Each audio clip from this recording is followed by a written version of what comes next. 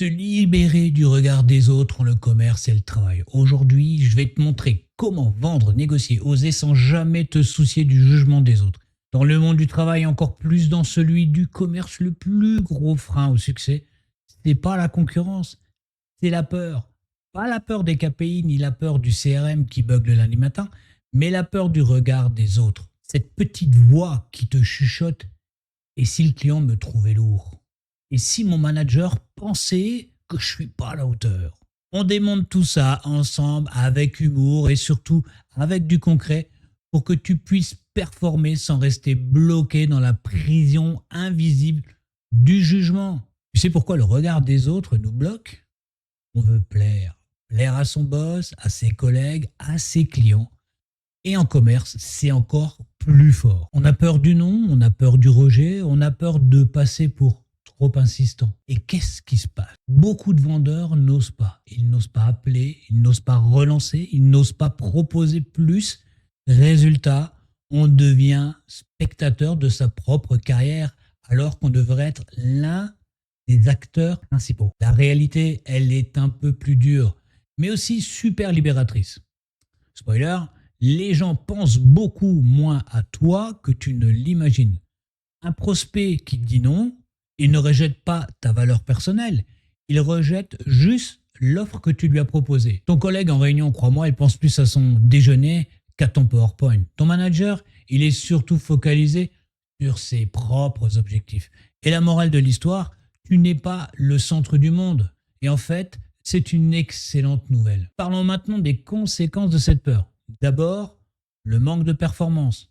Tu rates des opportunités. Ensuite, le stress inutile. Tu bosses plus avec tes angoisses qu'avec ton énergie. Et puis forcément, la carrière qui ralentit. Tu te tiens en réunion, tu n'oses pas négocier, tu n'oses pas proposer. En gros, tu tires toi-même le frein à main de ta propre réussite. Ok, maintenant concrètement, comment se libérer de cette peur du regard des autres? En prospection, le blocage classique: je vais déranger. La réalité, ton prospect, il reçoit 50 mails par jour. Il t'a déjà oublié au bout de 10 minutes.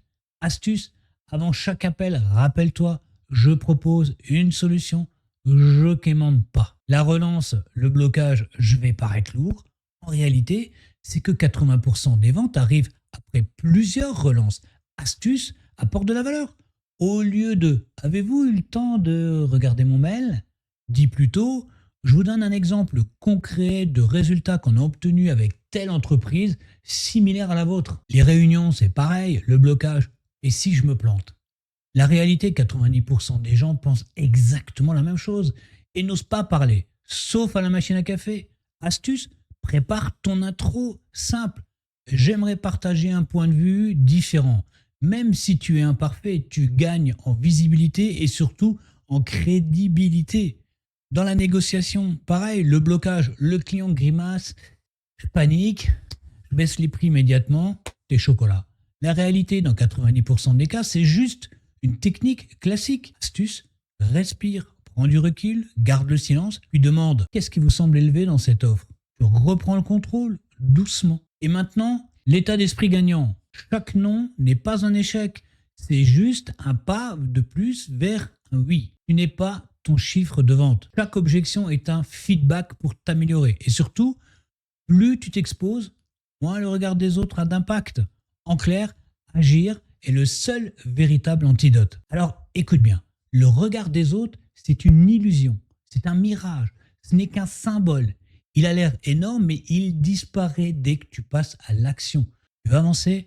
Alors arrête d'attendre l'approbation, tu dois dépasser ton plafond de verre. Vas-y, prospecte, relance, négocie, propose. Tu vas te planter? Ouais, je pense que oui.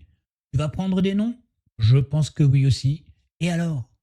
Chaque non, c'est juste un pas de plus vers ton prochain oui. Chaque silence, c'est une opportunité de rebondir. Et chaque objection, c'est un feedback qui te rend plus fort. La vraie conclusion, c'est que ceux qui réussissent ne sont pas les plus brillants ni les plus appréciés. Ce sont ceux qui osent. Alors arrête de regarder les autres et commence à agir, parce qu'au final, la seule chose qui compte, c'est le pas que tu décides de faire maintenant. Alors tu passes à l'action quand? Bientôt? Bye bye, ciao.